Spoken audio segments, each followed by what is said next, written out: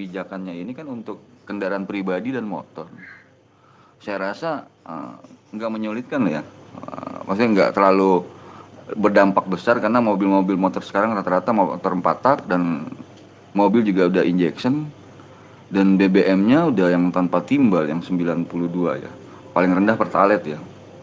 Nah, itu aja sih paling makanya kenapa PDIP PSI nggak ngangkat mungkin karena kebijakannya sebenarnya sudah berjalan gitu. Terus mode transportasinya juga kan sudah dipenuhi ya.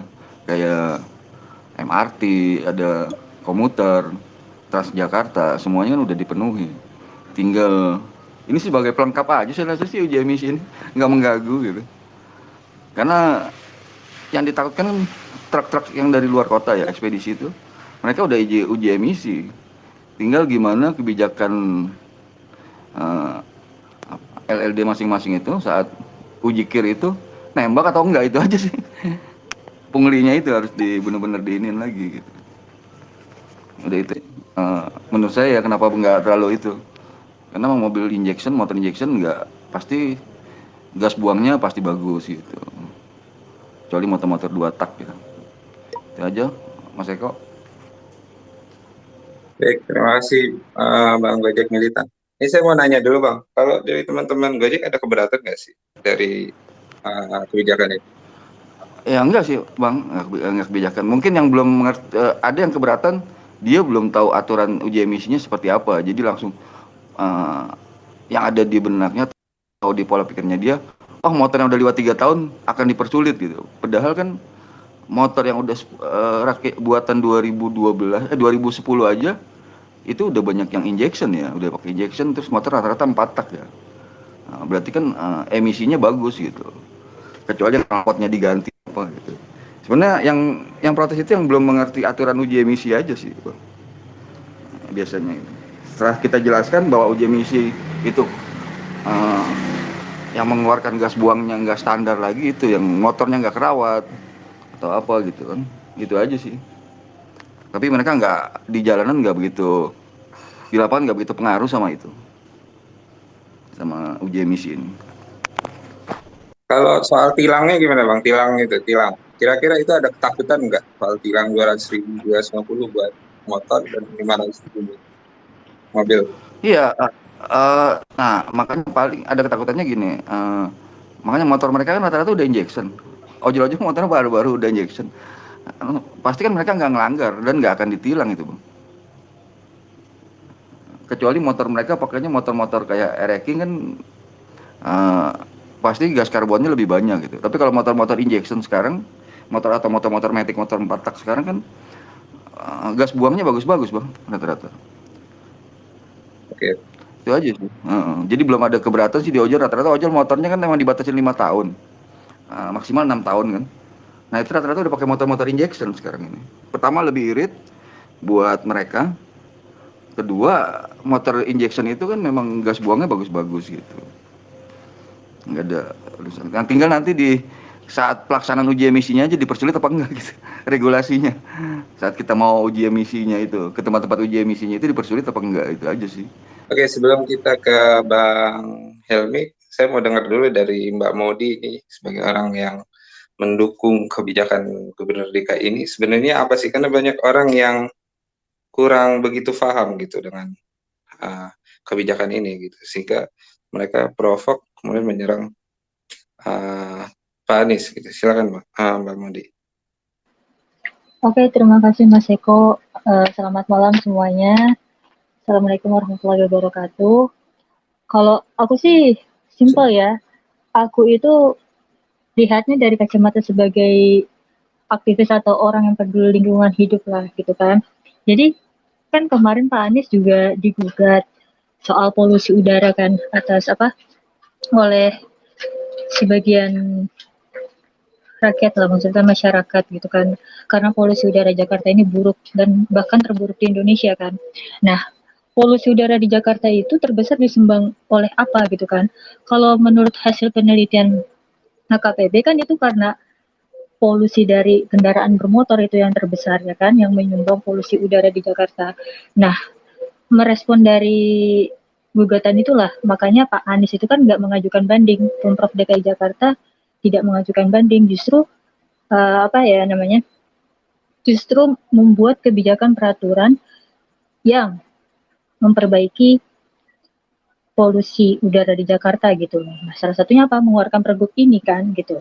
Jadi kalau saya sih lebih melihatnya dari sudut pandang lingkungan hidup aja ya, kebijakan ini bagus. Nah, betul aku setuju sama Bang Gojek Militan tadi, tinggal nanti penerapan uji emisinya gimana.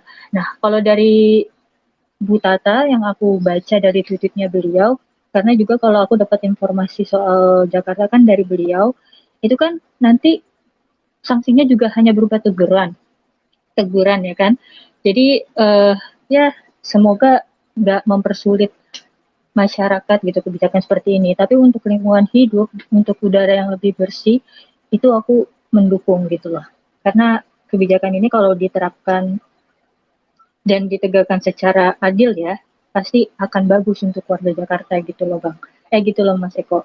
Gitu. Jadi ya kenapa saya setuju? Ya itu pertama karena untuk kualitas lingkungan hidup, kualitas udara Jakarta lebih bersih, itu harus ya kan kita dukung. Dan mungkin yang tadi disampaikan oleh Bang Gojek Militan itu juga sebuah masukan kan. Seperti yang tadi katanya yang protes memang yang tidak paham dengan uji emisi gitu loh. Jadi mungkin nanti bisa disampaikan juga sih ke orang-orang Pemprov, maksudnya yang bekerja di Pemprov DKI Jakarta untuk ibaratnya ada sosialisasi lah ya tentang uji emisi ini gitu. Jangan tiba-tiba buat kebijakan terus langsung diterapkan dan masyarakat nggak tahu apa-apa gitu kan. Yang dimaksud Bang Gojek Militan mungkin seperti itu. Dan itu masukan yang sangat bagus sih saya kira. Gitu dulu Mas Eko kalau dari saya. Baik, terima kasih Mbak Moni. Jadi ini bukan kebijakan bukan kebijakan yang orisinil dari Pak Anies, tapi merupakan respon dari Pemprov DKI yang kalah gugatan di pengadilan. Ya, jadi kira-kira seperti itu. Nah, kalau saya mau nanya dulu sebentar ke Mbak Moni, itu kalau angkutan umum di DKI apa sudah diberlakukan tuh? Memang semuanya sudah dipastikan, karena ini kan langsung ke kendaraan pribadi gitu, yang jumlahnya sangat besar. Iya. Justru kalau saya melihat itu yang diterapkan itu ke kendaraan umum dulu ya Mas Eko. Gini deh kayak misalkan kayak dulu bis-bis kota kayak Metro Mini, sekarang udah diganti dengan Transjakarta gitu kan. Terus angkot-angkot yang dulu kan kita sering banget kan kalau misalkan di jalan naik angkot itu kan angkot yang udah lama banget. Terus asapnya juga hitam gitu kan. Sekarang udah diganti dengan yang lebih ramah gitu kan. Ada Jaklingko gitu. Jadi kalau karena saya adalah apa ya yang memakai kendaraan umum sehari-hari jadi saya tahu gitu perbedaannya gitu. Jadi menurut saya yang diterapkan Pak Anies justru di kendaraan umum dulu nih. Kalau yang saya lihat kayak terus baru ke kendaraan pribadi. Seperti itu. Assalamualaikum warahmatullahi wabarakatuh. Waalaikumsalam. Ya, ini saya bukan berarti ingin menyerang siapapun, tidak ada niat terbesit niat saya untuk membuat kegaduhan di sini. Saya mohon maaf sebelumnya. Saya ada satu hal yang mungkin saya bilang agak kurang setuju gitu. Yang bikin saya kurang setuju itu bukan tentang kebijakannya ini. Memang pada akhirnya pada saat ini kalau memang nanti uji emisi diterapkan dan kami tidak punya dan ketika ada sanksi itu yang membuat kami buat saya pribadi merasa takut.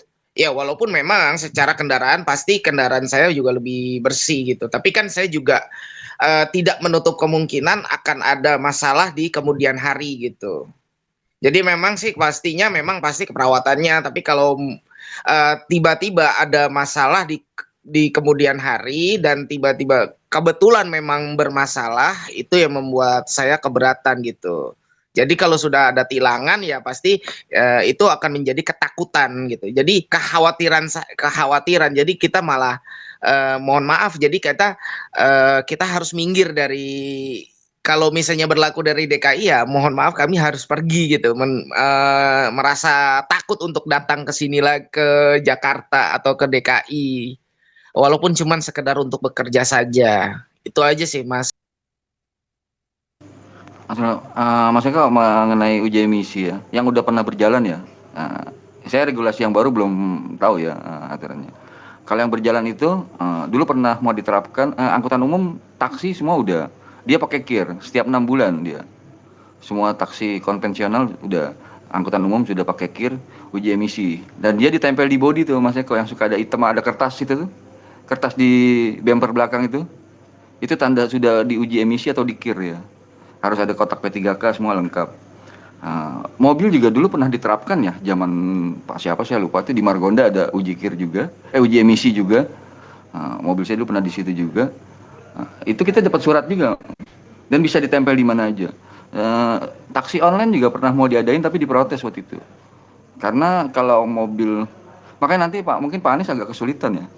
Kalau cuma surat uji emisi doang, tapi kalau harus lengkap, eh, itu asuransi biasanya nggak mau terima mas. Kalau mobil sudah dikir atau diuji emisi. Jadi kalau ada kerusakan atau ada apa, pihak asuransi nggak mau cover. Waktu itu yang ditolak sama taksi online ya seperti itu gitu. Kenapa itu masalah sebenarnya? Jadi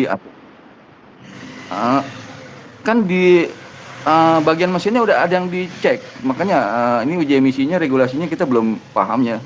Mungkin pihak dari Pemda DKI harus lebih gimana regulasinya menjelaskan. Jadi kalau uji kir itu ada bagian mesin yang diketrik mas atau dikasih segel. Nah pihak asuransi itu nggak mau gitu. Maunya harus standar pabrik gitu. Waktu itu bertentangannya gitu. Taksi online nggak mau karena kejadiannya pihak asuransi nggak mau cover kalau ada kerusakan. Dianggapnya itu udah bukan udah pernah dipegang sama bengkel lain di luar bengkel resmi gitu. Itu aja sih. Makanya kita belum tahu nih cuma uji emisi aja apa harus dibuka mesinnya ditandain atau uji emisinya kayak angkutan umum cuma dilihat dari knalpot gas buangnya aja. Dari situ belum ketahuan nih regulasinya seperti apa gitu. Kalau angkutan umum kan dia nggak ada asuransinya, tapi kalau mobil pribadi akan kesulitan, motor pribadi akan kesulitan. Kalau diterapkan karena yang masuk asuransi ya, yang ikut asuransi mobil itu akan ditolak nantinya sama asuransi. Dulu taksi online sempat protes seperti itu tuh, 2016 kalau nggak salah. Taksi online harus uji emisi gitu, karena apa polusi terbesar tuh dari taksi online banyak keluar gitu. Itu aja sih mas nanti kesulitannya paling. Nah, makanya regulasinya Pemda DKI harus lebih jelas lagi ke masyarakat itu aja sih. Baik, baik. Terima kasih Bang Ojek Malaikat. Oke, Bang Dusri silakan Bang. Apa keberatannya ya Bang?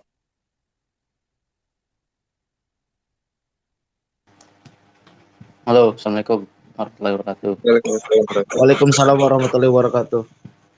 Ya, lagi menarik nih diangkat jadi tema space-nya hari ini nih, malam ini nih. Karena kan beberapa hari lalu kan ada sempat heboh tuh, sempat diserang juga sama die-hardnya Anies ya, bisa dibilang. Mungkin nggak semuanya pendukung Anies gitu, maksudnya pendukung Anies ya ada, cuman nggak semuanya se-die hard itu membabi buta membela suatu kebijakan yang sebenarnya kurang tepat gitu ya. Yang Anda lihat begitu.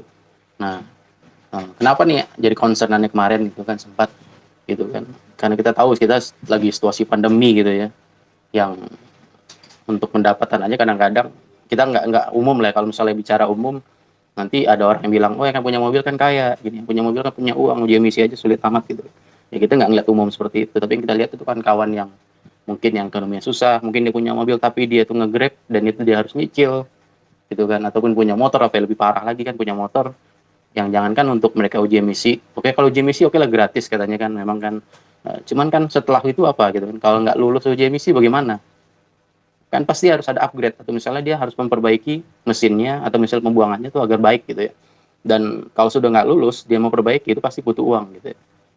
Nah, apalagi kawan-kawan ojek yang bisa kita bilang kawan-kawan ojek online ini kadang-kadang kita perhatikan di jalan malah jangankan untuk berpikir ngupgrade motornya gitu ya, bayar cicilannya kadang-kadang dikejar-kejar leasing dengan di tengah pandemi begini kan, sempat mereka juga ngadu kan, sempat mereka juga protes gitu kan, minta perpanjangan atau diminta restrukturisasi utang lah gitu ya. Nah, yang jadi concern itu sebenarnya kita gitu. Kita melihat ada situasi yang nggak tepat dalam pemberlakuan uji emisi ini, waktunya loh gitu. Kalau concern saya itu lebih waktunya. Kalau uji emisi sendiri saya nggak keberatan gitu, karena memang itu untuk kualitas udara yang lebih baik sih. Kenapa kita tolak gitu ya? Cuman waktunya ini loh yang kita minta tunda lah gitu kan. Kadang-kadang nih hal seperti itu nih, karena sudah kita ada die hard yang sudah membabi buta taktik seperti kalau bahasa kasarnya sudah seperti cebong ya, bela tanpa melihat situasi. Pokoknya kalau junjungan diserang ya dianggap seperti sudah mau membabi buta, apa ya, membenci gitu ya.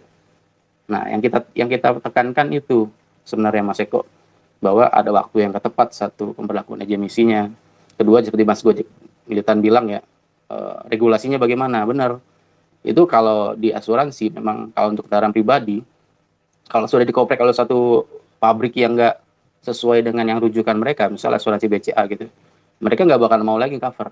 Ibarat kata kalau kita beli kipas angin atau handphone pun, kalau ada segel yang kita obrak-abrik, baut yang disegel sama dia terus kita colok kayak dengan peniti aja, walaupun nggak kita buka bautnya, itu udah asuransi atau misalnya nggak cover gitu ya, garansinya gitu ya. Nah, seperti itu. Kemudian yang kedua nih, masalah yang concernnya sebenarnya apa sih yang dikejar radio emisi ini gitu ya, udara yang sehat.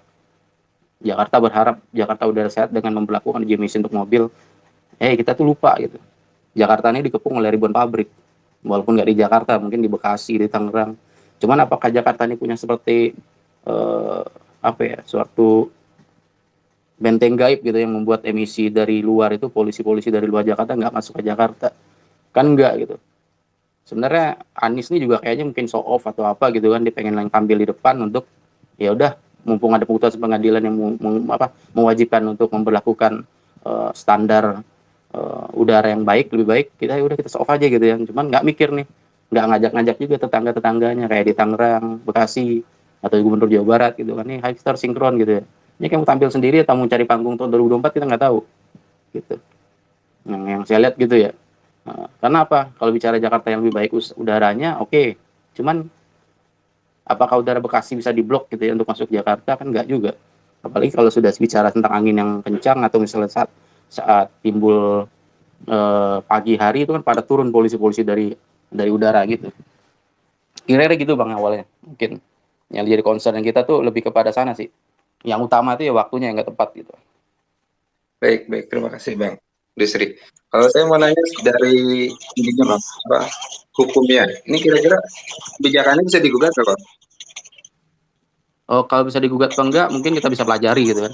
Cuman yang masalahnya sekarang ini kan dasar pemberlakuannya uji emisi ini kewajibannya berdasarkan Pergub, ya kan, baru Pergub loh, gitu kan. Udah bicara tentang tilang, ada denda. Ya. Sedangkan kita tahu di dalam Undang-Undang Lalu Lintas tahun 2009 sendiri nggak ada tuh kewajiban uji emisi. Masalah yang diberlakukannya tilang ya, karena nggak lulus uji emisi. Paling pasal yang dipakai saat ini oleh polisi paling pasal 285 atau pasal 286 Undang-Undang Lalu Lintas, di mana katanya suatu kendaraan tidak layak jalan, maka dia bisa dikenakan tilang gitu. Nah, layak jalan ini definisinya luas ya. Kalau bicara tentang layak jalan atau tidak, mungkin lebih ke fisik sebenarnya, misalnya apakah pengeremannya bagus, apakah dia punya spion, dashboard segala macam itu harus komplit, misalnya kayak lampu sen, lampu tembak, lampu belakang itu harus sehat.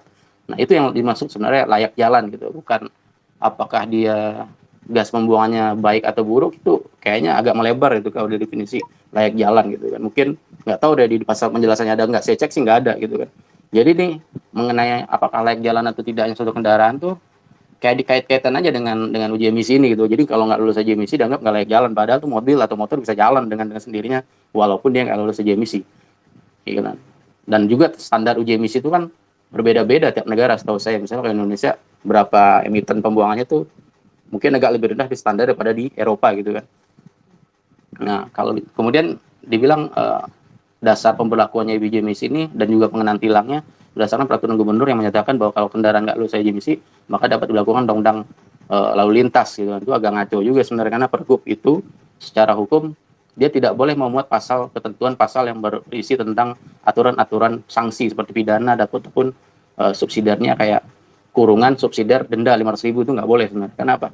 Dalam tata urutan peraturan perundang-undangan gitu, satu pasal yang bisa memuat satu sanksi pemenjaraan atau pempidanaan seperti kurungan, penjara, dan juga denda, tilang, itu hanya dapat diberlakukan dengan membuat satu undang-undang atau dimasukkan dalam satu undang atau dibuat dalam satu peraturan daerah yang dibuat oleh pemerintah daerah dengan DPRD.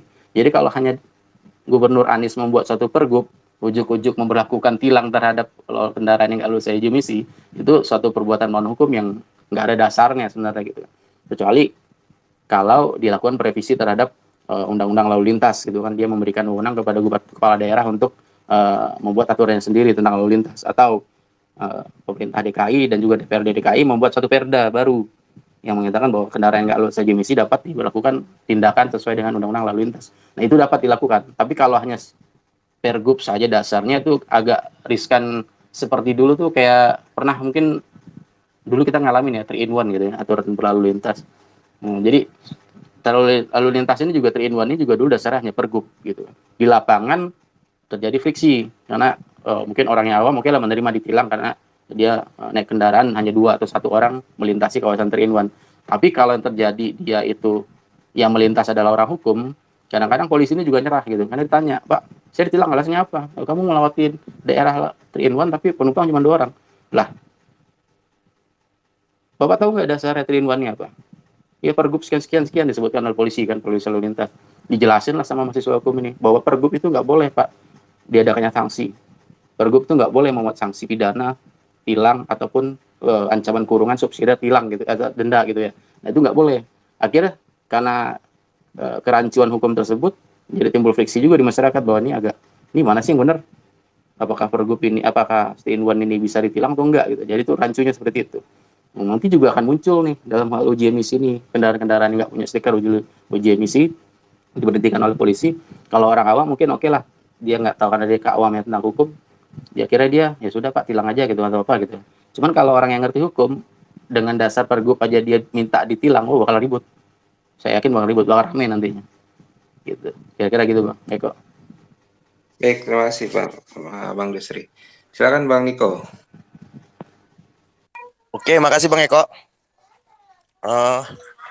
Ini menarik ya tentang wajib uji emisi ini. Yang jadi pertanyaan urgensinya apa gitu loh.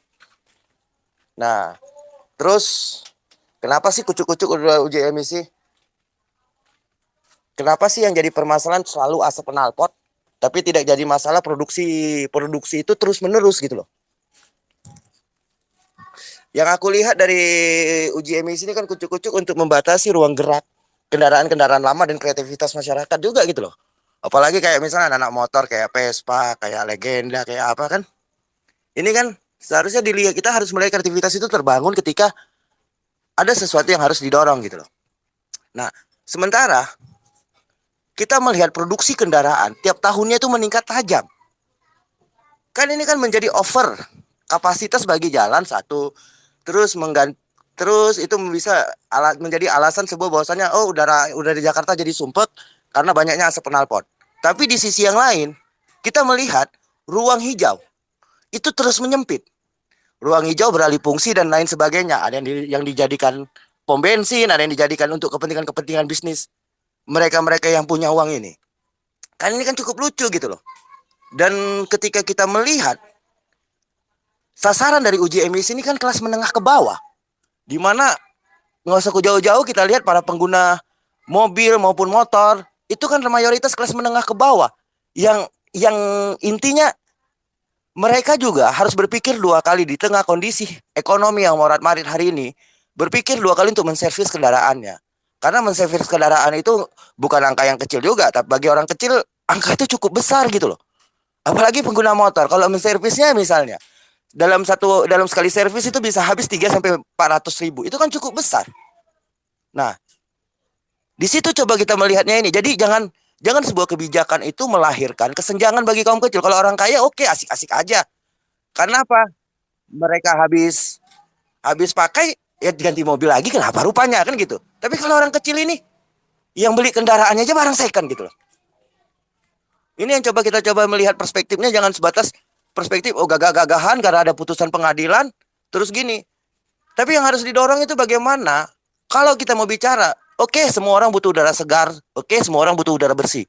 Tapi bagaimana yang didorong itu minimal tiap rumah, tiap perkantoran itu ada tanaman. Ini yang harus didorong supaya apa? Untuk mengurai, untuk memberikan udara bersih gitu loh. Jangan membuat sebuah kebijakan yang tidak populis, ujungnya menjadi serangan bagi Anies gitu loh. Jadi kita mendukung Anies, tapi kita juga harus berani mengkritisi Anies ketika kebijakannya nyeleneh kayak hari ini gitu loh. Nah, kita menolak hari ini tentang uji emisi, apalagi akan dikenakan dengan tilang dan lain-lainnya. Ini kan menjadi ajang pungli baru. Ini juga harus kita lihat. Sementara infrastruktur kita belum cukup. Terus SDM manusia kita belum mampu untuk memberantas pungli-pungli ini. Tapi kita sudah kucuk-kucuk buat aturan udah. Jadi gini, ada pepatah mengatakan, semakin korup sebuah bangsa, maka semakin banyaklah aturan yang dibuatnya. Ini yang kita coba lihat perspektifnya. Jangan mentang-mentang punya kekuasaan terus berdasarkan dengan dalih putusan dari pengadilan bla bla bla. Ini harus didorong, kita harus bikin uji emisi, kita harus bikin. Coba kita lihat dulu kepentingan uji emisi itu kepentingan siapa? Apakah ini hanya untuk mempermulus bisnis otomotif yang notabene-nya dari mulai spare part, oli dan lain-lainnya. Ini kan menjadi ajang bisnis gitu loh. Sementara kalau orang kecil itu secepat-cepatnya bisa 4 bulan, 5 bulan, bahkan 6 bulan sekali mereka baru bisa ganti oli. Karena apa? Mereka harus menghitung biaya keluar. Nah, kalau kita bermain dalam uji emisi, ini kan ujung-ujungnya tiap bulan harus didorong orang untuk ganti oli, ganti spare part, ganti dan lain-lainnya. Ini kan untuk kepentingan bisnis yang kita lihat. Apalagi kita lihat lagi peralihan produksi dari mobil berbahan bakar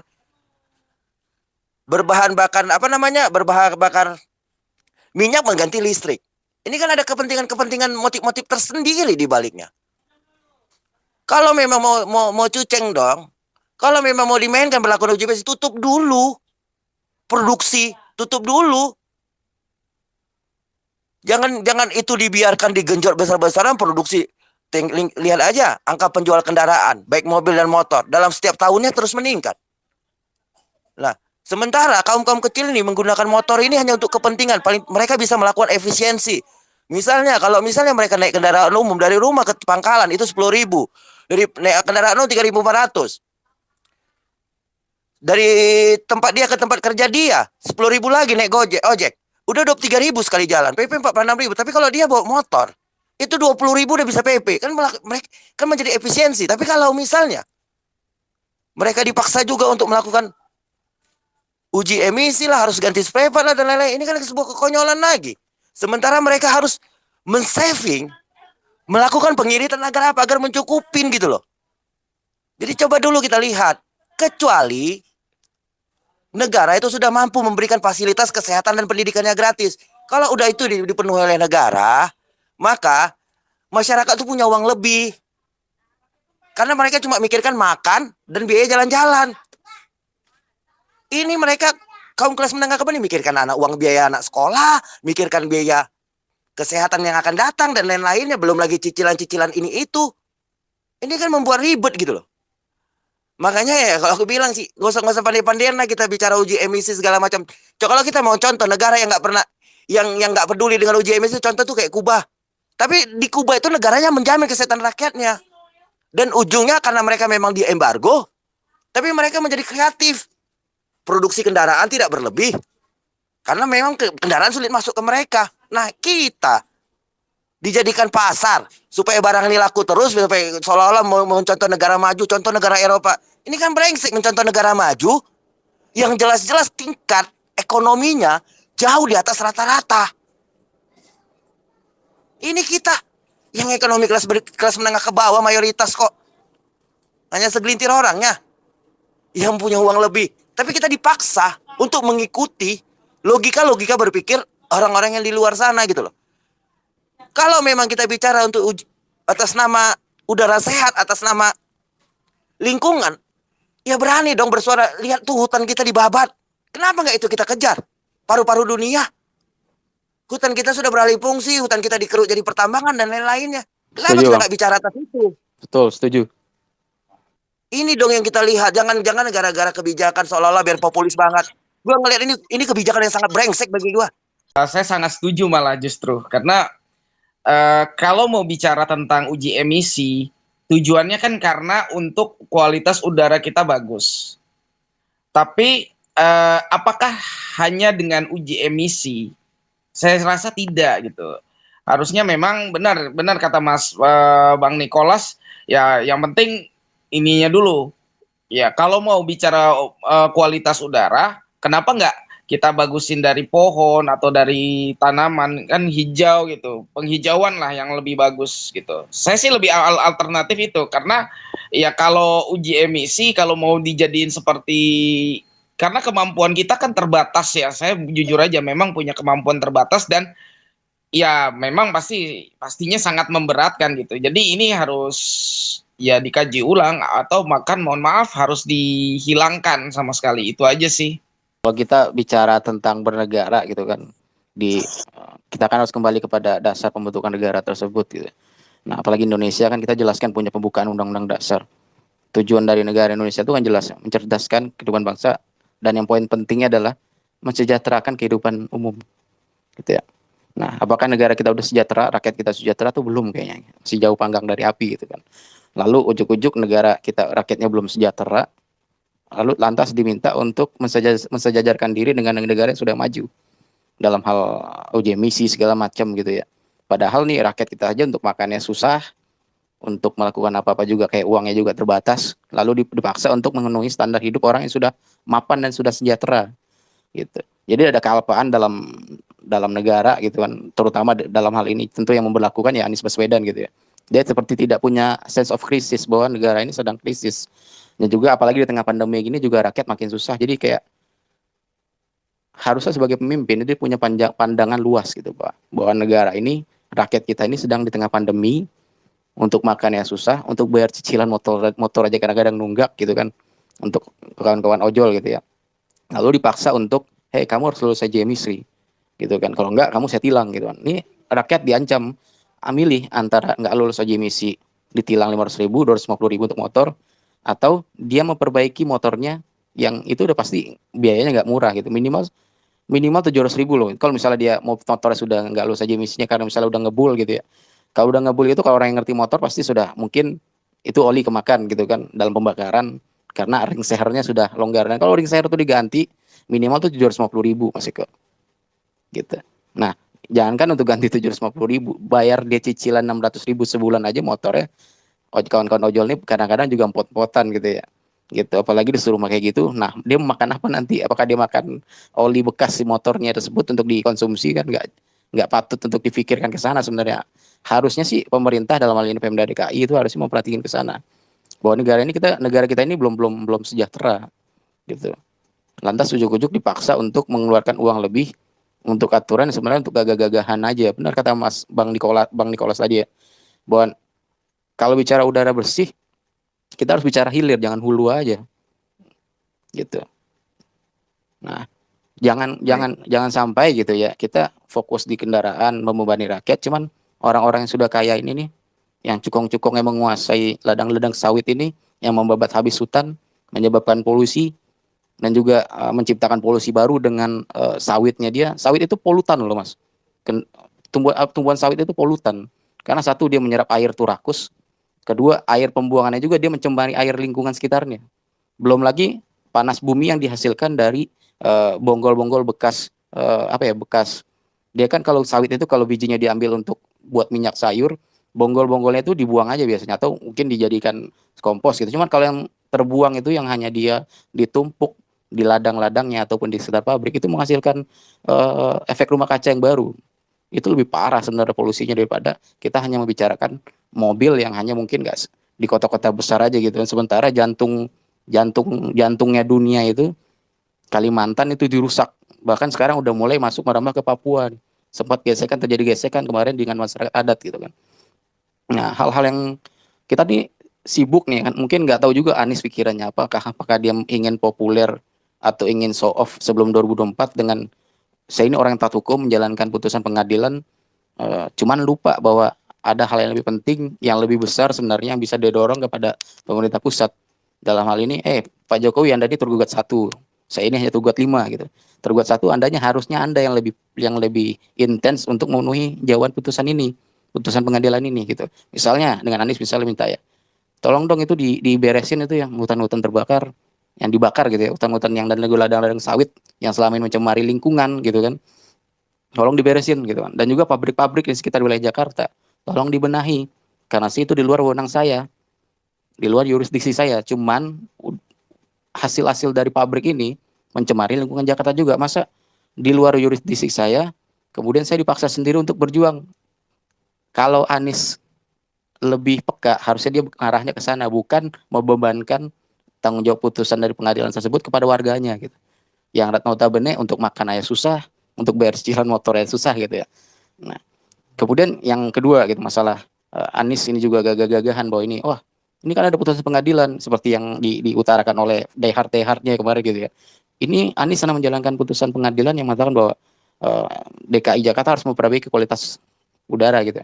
Nah, menyambung juga tadi seperti Bang Niko bilang, harusnya kan untuk mensehatkan udara Jakarta ini nggak hanya untuk mencegah udaranya keluar, tapi juga menyiapkan paru-parunya untuk menyerap polutan-polutan ini gitu ya. Nah, sebenarnya Pemda DKI itu punya kewajiban untuk memenuhi yang namanya itu ruang terbuka hijau, minimal setahu saya, kalau seingat saya mungkin bisa dikoreksi nanti.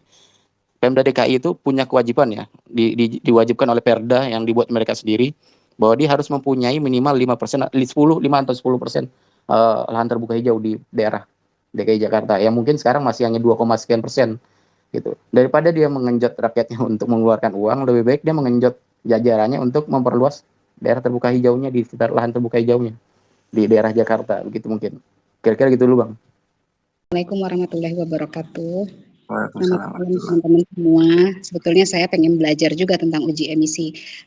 Yang saya tahu ini kan Pergub tahun 2020 ya untuk penerapan uji emisi. Sebetulnya uji emisi itu apa sih? Dia menurut saya ya, ini menurut saya tidak mutlak untuk mencegah adanya pemanasan global, tidak mutlak. Itu salah satu gitu ya, salah satu tapi tidak mutlak. Karena deforestasi itu yang sebetulnya harusnya yang menjadi lebih mutlak begitu kan, gitu ya.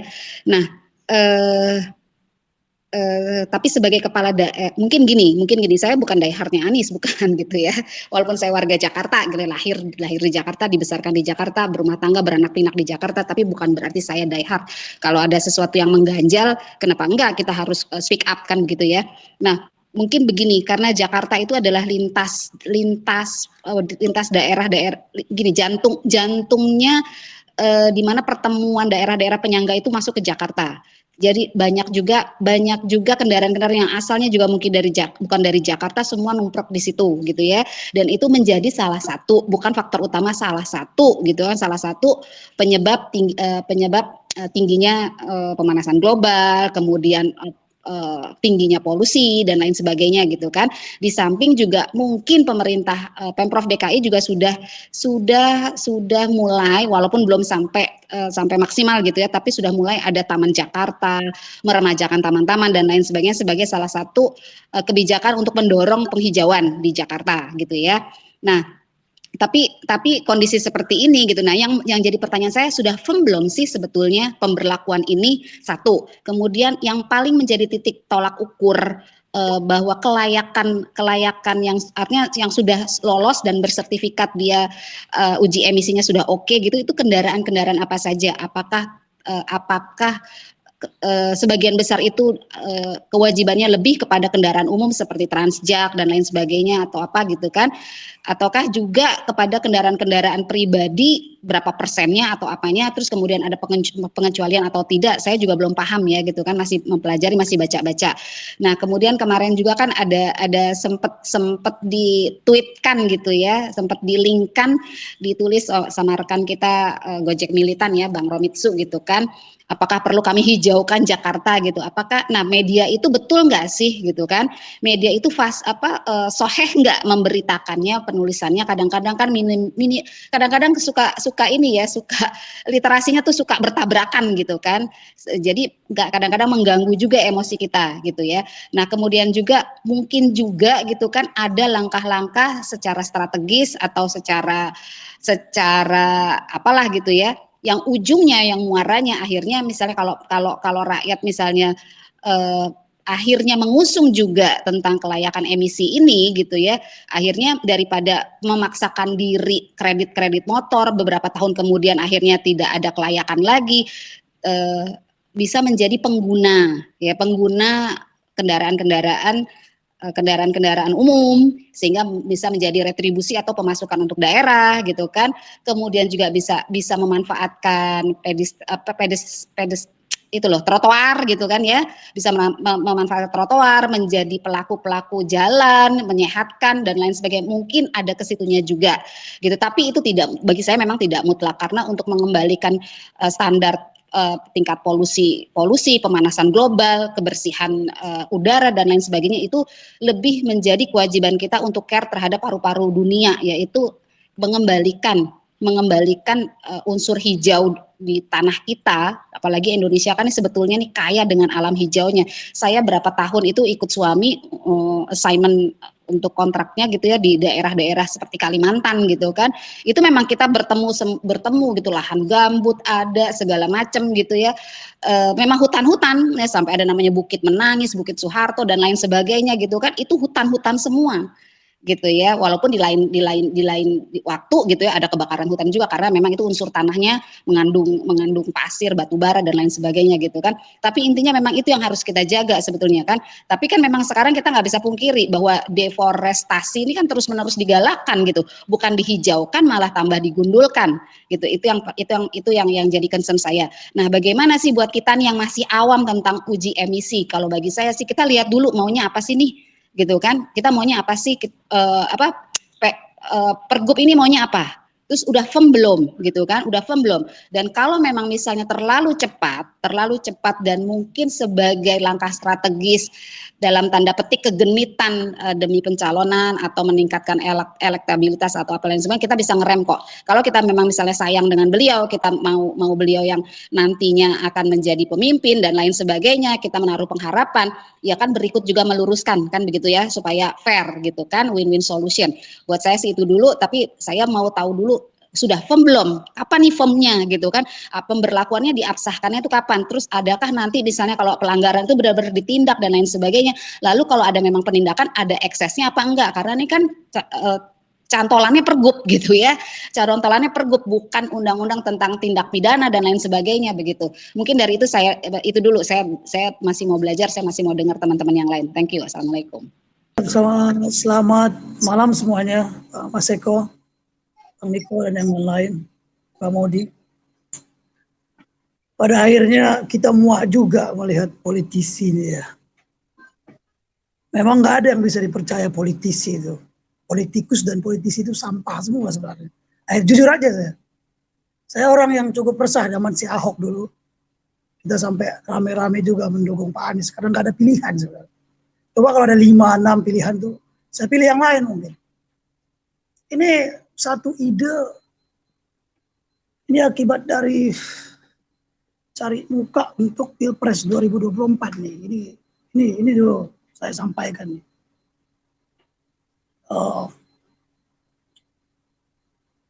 Yang divonis itu Jokowi kan, tanggal 21 September 2021. Bukan Anies. Betul, tergugat satunya itu Jokowi yang Presiden Republik Indonesia. Kalau memang, coba baca dulu Undang-Undang nomor 22 tahun, apa itu tentang kendaraan itu, pasal 77 ayat 1, 2, 3. Syarat orang berkendaraan itu nggak ada uji emisi di situ. Ini Anies ini, Pak Anies ini lama-lama makin mirip, kayak nggak ada bedanya, 11-12 juga sama Jokowi gitu. Boneka-boneka juga ujung-ujung yang kita temuin pemimpin negara ini. Kalau mau memperbaiki udara, tutup aja tuh, apa namanya, reklamasi di Jakarta Utara yang dipegang Cina-Cina itu. Sesuai dengan janjinya, bukan memperbaikinya. Ujung-ujungnya perusahaan-perusahaan juga.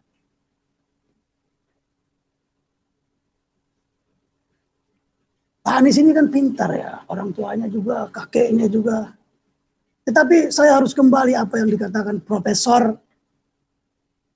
Nicholas Nassim Taleb, autor Prancis itu. Dalam buku berjudul The Basic Law of Human Stupidity, Assert of Two, terdiri dari 2. 1, mereka lebih banyak dari yang Anda bayangkan. 2, tidak dibatasi oleh socialite, education, jabatan, bahkan mereka yang pernah mendapat Nobel Prize. Orang bodoh meresahkan orang tanpa mendapat keuntungan pribadi dan kelompok pastinya. Bandit meresahkan orang untuk kepentingan pribadi. Nah, kita pilih ini sekarang ini. Jadi tidak ada lagi calon yang lain daripada Pak Anies untuk 2024 mungkin. Mungkin dari Papua sana. Saya muak juga dengan orang-orang Jakarta, orang Jawa. Muka-mukanya yang itu juga. Keris di belakang, ya kan? Yang ujung-ujungnya menikam kita lebih dalam ternyata. Masyarakat belum bisa bangkit dari ekonomi. Ban sepeda motor saya aja gundul. Ini mau diganti pakai emisi-emisi pula lagi. Saya tinggal di Kemanggisan, pendukung Pak Anies mayoritas di sini. Suruh dulu sampaikan ke Pak Anies, rapikan dulu PD Pasar Jaya, jangan dikuasain preman di situ. Iya kan? PD Pasar Jaya itu dikuasain preman. Coba kalian perhatikan. Siapa yang megang PD Pasar Jaya? Tak usah kita bongkar juga, nggak enak. Nanti kita dilaporkan juga. Jadi akhir-akhir ini orang di masa sulit ini gimana ya?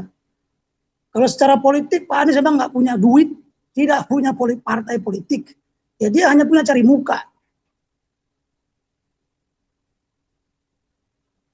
Karena dalam politik butuh duit triliunan untuk capres. Iya kan? Jadi bagi masyarakat saya tekankan, baca Undang-Undang Nomor 22 tahun 2000 tentang kendaraan itu, pasal 77 ayat 1, di situ disebutkan dengan jelas syarat orang berkendaraan memiliki SIM, bukan memiliki ban motor segala macam. Apa mungkin mau masuk lagi nih produk baru dari Jepang atau dari Korea yang akan dimuluskan. Ini kembali lagi nih ke tahun-tahun dulu nih, sejarah-sejarah negara-negara itu dibentuk. Little Horse Transaction judulnya.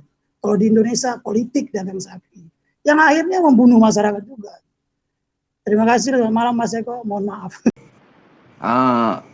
Mau nih mengenai uji emisi yang sebelum-sebelumnya udah berjalan angkutan umum itu, yang berhak menilang atau stop kendaraan yang belum punya uji emisi atau kategori itu kan di sub. Nah, peraturan yang gubernur sekarang tilangnya melalui polisi, kan itu bertentangan tuh Mas Eko tuh. Gimana itu? Karena setahu saya setiap produksi kendaraan merek kendaraan itu semuanya diproduksi itu udah ada uji emisinya gitu. Jadi yang kendaraan yang mobilitasnya tinggi seperti angkutan umum itu diwajibkan KIR, sedangkan kendaraan pribadi itu tidak diwajibkan KIR atau uji emisi. Semua kendaraan umum. Nah, kesulitannya adalah di Indonesia ini kendaraan yang tidak buat mobilitas tinggi, jadi kendaraan online, taksi online. Nah, saya bilang waktu itu pernah mau diterapkan secara gratis dari Grab, dari Gokar, uji emisi gratis. Cuma kan harus dipasang penang itu di platnya, dan di mesinnya harus dikasih nomor sesuai nomor penang uji emisinya. Dan pihak asuransi waktu itu menolak itu karena mesinnya harus diketrik. Ada nomor dari bagian KIR gitu. Pihak asuransi nggak mau cover, asuransi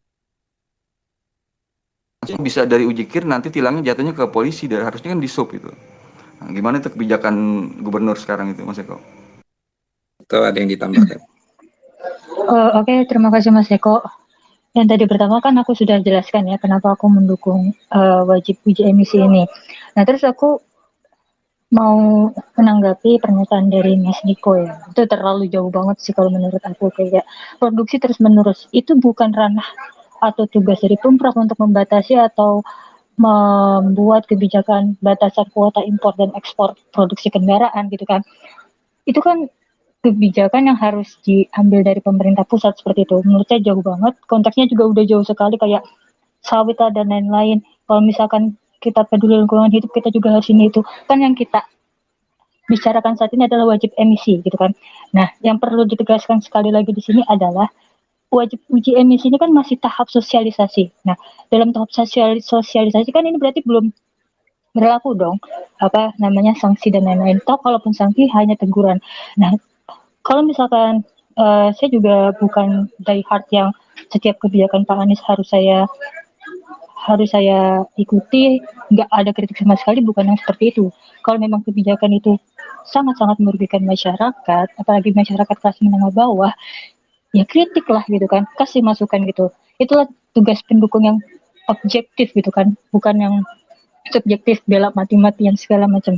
Tapi itu yang saya tegaskan sekali lagi, pertama itu tahap sosialisasi itu kan. Kedua, yang soal kuota produksi kendaraan bermotor itu wewenang pemerintah pusat gitu kan, bukan Pemprov DKI Jakarta, itu jauh sekali gitu kan. Terus soal ruang hijau yang menyempit, kalau mungkin teman-teman di sini yang sering jalan Jakarta gitu kan setiap hari, lihat nggak perubahan, makin banyak pohon nggak gitu kan. Memang mungkin masih berjalan, masih proses. Pak Anies menargetkan 200 taman gitu kan DKI Jakarta untuk dibangun gitu kan. Uh, Walaupun belum selesai tapi kan masih proses, dan itu kan salah satu komitmen beliau untuk apa ya, untuk menyehatkan warga Jakarta lah, untuk membuat polusi udara Jakarta lebih baik gitu kan.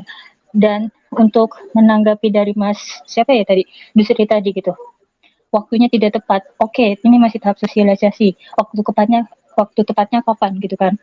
Kalau misalkan ini selama PPKM darurat yang hampir 1 tahun kita jalani, itu kan kita lihat jelas perubahannya. Udara Jakarta membaik, udara Jakarta kita bersih gitu. Why gitu? Kenapa nggak kita lanjutkan gitu kan? Gitu.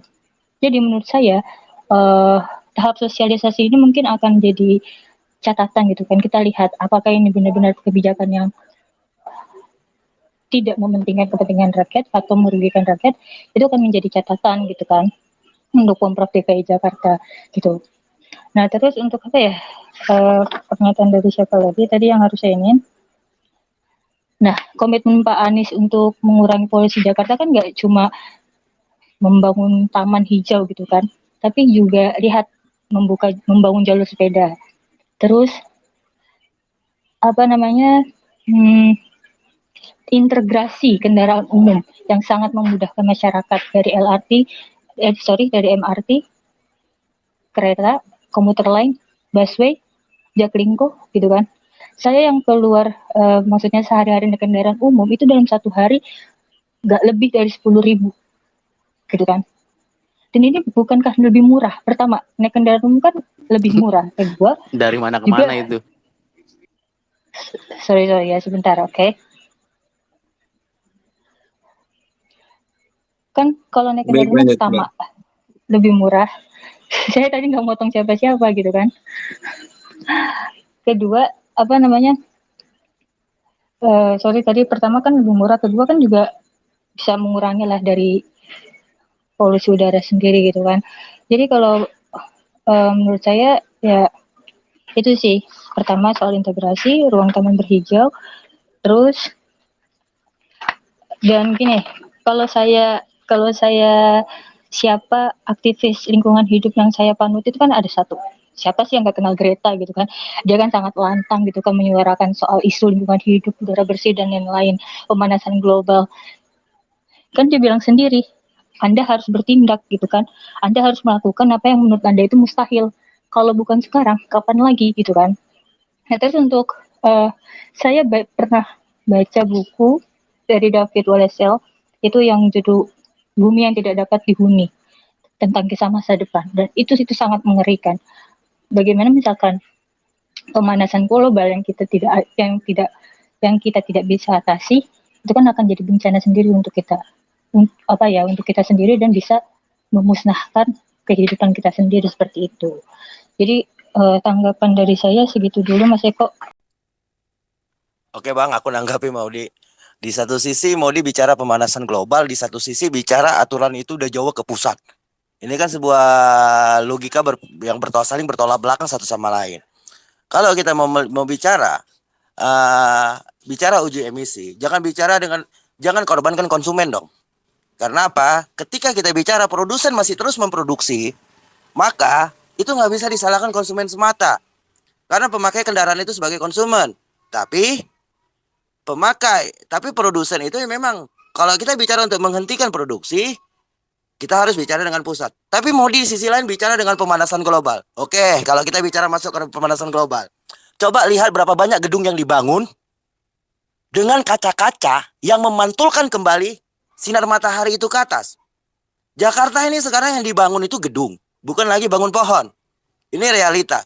Coba lihat, buka data di Pemprov DKI, berapa banyak zona terbuka hijau yang dikuasai oleh pemilik modal, yang seharusnya ini menjadi hutan-hutan kota, bukan taman-taman bermain yang nggak ada menjadi taman-taman bermain. Seharusnya taman-taman itu didorong, satu sisi menjadi hutan-hutan kota, di satu sisi bisa menjadi tempat bermain. Berapa banyak taman-taman kota yang sudah berhilang? Ini loh realita-realita yang harus kita lihat. Bukan semata-mata kita hanya menutup mata pada satu akses. Tapi kalau kita bicara uji emisi, maka kita harus melihat dulu dari mulai hulu sampai ke hilirnya. Ini yang harus kita dorong, ini yang harus kita lihat. Bukan semata-mata buat kebijakan. Apa sih landasan Anies untuk buat perda tersebut? Alasannya putusan pengadilan. Apakah Anies buat perda itu sudah berkoordinasi dengan pusat? Ini kan juga harus dilihat ketika Jakarta ini menjadi epicentrum loh. Jakarta ini menjadi pusat. Nah, yang harus kita lihat juga lagi biaya transportasi. Oke, katanya terintegritas. Terintegritas sampai di mana? Apakah terintegritas sampai ke Bogor sana? Apakah terintegritas sampai Bekasi sana? Apa terintegritas sampai Tangerang sana? Yang orang kalau misalnya mau naik ke stasiun busway atau ke stasiun kereta dari satu titik, misalnya aku tinggal di Bekasi, aku mencoba pakai transportasi umum loh. Dari tempatku, dari perumahan Harapan Jaya sampai ke stasiun Cakung, itu aku harus naik Gojek 20.000. Dari itu sekali jalan. Nah, 20.000, kalaupun aku naik kereta, aku bayar 3.500, berarti sudah 3.500 baru sampai titik. Nah, dari titik ke tempat aku tujuan, itu aku harus mengeluarkan lagi 15.000. Berarti sudah total berapa? Hampir 40.000 aku sekali jalan. PP sudah berapa? Tapi kalau aku naik motor cuma keluar 20.000, itu udah bulak-balik gitu loh. Dan di situ makan melakukan benar-benar sangat tertolong, melakukan efisiensi yang sangat lumayan. Nah, bagaimana ini dengan orang-orang yang berkeluarga, para pekerja yang gajinya terbatas, yang setiap bulan pendapatannya sangat nggak ada uang masuknya dan sangat berat lah kita bilang. Mereka harus melakukan efisiensi untuk mencukupi kehidupan sehari-hari. Di mana mereka harus biaya sekolah, harus biaya makan, harus biaya pendidikan, harus biaya kesehatan. Ini loh yang harus dilihat. Kecuali tadi, kalau kita mau mencontoh negara-negara Eropa yang sudah berpikir maju, yang tingkat kesejahteraannya lebih tinggi, kalau bicara uji emisi ini, bicara udara sehat, tingkatkan dulu kesejahteraan rakyatnya. Kalau belum tingkat ya jangan bicara itu. Jangan dorong-dorong perda. Enggak, seharusnya ada kok alternatif lain bagaimana membuat udara sehat tanpa menjadikan membebani rakyat. Tinggal didorong nih per RT RW, dibuat kok tanaman-tanaman sayuran, dibuat kok RT RW penghijauan. Bagaimana tuh RT RW di setiap rumah itu ada tanaman-tanaman yang didorong. Di satu sisi bisa membantu, ini dong yang didorong. Menggiatkan kelurahan-kelurahan, menggiatkan RT RT, menggiatkan RW RW untuk menjadi sumbangsi udara segar gitu loh. Ini kita bicara udara segar, tapi di satu sisi kita bangun gedung yang gila-gilaan, yang sampai puluhan tingkat dengan sistem kaca yang memantulkan cahaya. Kan itu sama saja dengan pemanasan global. Kalau mau bicara pemanasan global, kalau mau bicara pemanasan global, berarti kita bicara juga sendi-sendi pencakupnya. Ini hutan kita setiap hari hilang 5 kali lapangan bola, kita masih bicara lagi pemanasan global. Uang pemerintah kita aja sengaja kok menciptakan memang pemanasan global. Kalau memang kita mendukung pemanasan global, maka mulailah dihentikan deforestasi ini. Mulailah dihentikan penambangan seperti batu bara yang sebagai penyumbang terbesar. Ini yang harus kita coba bicarakan, ini yang harus coba kita dorong. Jadi kalau kita melihat uji emisi ini, lihat dong hulur ke hilirnya. Bukan sebatas ini bukan wewenangku. Ya kalau bukan wewenangku jangan buat wewenang yang aneh-aneh. yang bertentangan gitu loh. Ini yang harus kita dorong.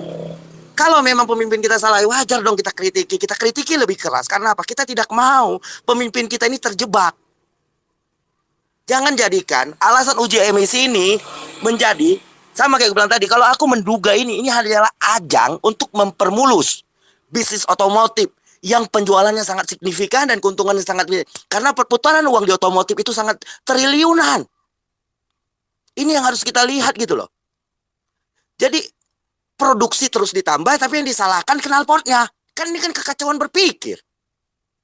Ini yang coba kita dorong, teman-teman. Kita sama-sama dulu memperjuangkan Anies. Kenapa? Karena nggak ada pilihan. Gua dulu dukung Jokowi Ahok.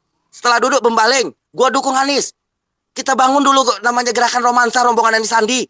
Kenapa? Kita melawan. Tapi ketika kita sudah berhasil mendudukannya, tugas kita lah mengkontrolnya, tugas kita lah menjaganya. Kalau memang dia salah buat kebijakan, kita lawan. Bukan karena kita benci dia, tapi kita mencoba melindungi dia supaya dia tidak menjadi broker-broker baru. Ini yang coba kita dorong gitu loh. Masa mau kita melihat penguasa sesuka hatinya mencari keuntungan, sementara rakyat kerja dikorbankan? Kan ini kita tidak mau, teman-teman. Makanya kita coba dulu perspektif berpikir kita melihat benang merahnya. Melihat permasalahan itu bukan cuma sebatas masalahnya, tapi kita lihat akar masalahnya di mana. Kalau mau bicara udara bersih, berarti yang harus kita dorong adalah penghijauan di sini lu. Bila perlu tiap rumah didorong. Minimal satu rumah 5 pot tanaman bunga supaya memberikan udara. Sebagai sumbangsi ini yang didorong. Bukan dikucuk-kucuk menyalahkan rakyat yang benar-benar melakukan efisiensi. Kalau kita berkendaraan dibanding kita menggunakan kendaraan umum, kita juga melakukan dengan kendaraan pribadi itu melakukan efisiensi waktu. Kalau aku pakai kendaraan umum minimal satu hari itu aku buang waktu di jalan tuh 4 jam. Tapi ketika aku bawa motor, aku bisa memotong itu 3 jam. Jadi aku punya waktu 3 jam. Kan itu kan sudah sangat efisien. Di satu sisi aku efisiensi uang, di satu sisi aku efisiensi tenaga dan waktu. Itu dong teman-teman. Jadi coba kita lihat ini secara objektif gitu loh. Bukan karena kita mengkritik Anies ini karena benci. Tapi kita mengkritisi Anies ini sebagai orang-orang yang mencoba melindunginya, mendukung dia kalau dia benar. Tapi kalau misalnya dia ada tangan-tangan yang mencoba membelokkannya, disinilah peran kita mengawal dia. Karena tugas kita itu cuma jadi pengawal, menjadi civil society. Bukan kita mendukung secara membabi buta, terus yang salah kita benarkan. Ini coba kita dorong kawan-kawan. Maksudnya gini, maksudnya Mbak Maudi gini, untuk kuota produksi kendaraan bermotor dan memutuskan berapa demand yang diluluskan untuk perolehan kendaraan bermotor itu ada pada pemerintah pusat. Sementara Anies itu siapa? Pemerintah daerah, gitu kan. Jadi tidak bersinggungan dengan kebijakan itu. Maksudnya mungkin itu. Nah, kemudian bahwa pemanasan global bisa dihentikan antara lain misalnya bukan cuma melulu dengan uji emisi tapi juga dengan menghentikan deforestasi. Anies ini tidak menjadi gubernur di tengah hutan. Beliau adalah gubernur di tengah kota metropolitan. Epicentrum tadi yang memang karena gedung-gedungnya sudah banyak, saya tidak membela ya, maksudnya begitu logika berpikirnya gitu.